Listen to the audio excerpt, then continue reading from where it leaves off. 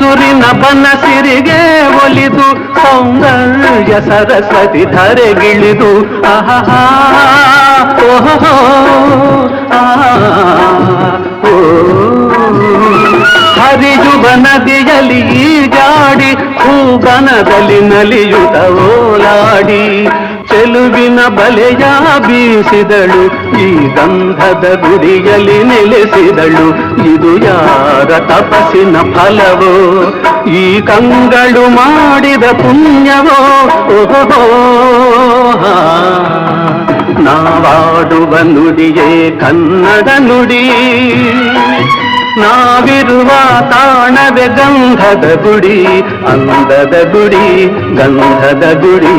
ಚಂದದ ಗುಡಿ ಶ್ರೀಗಂಧದ ಗುಡಿ ಆಹಾ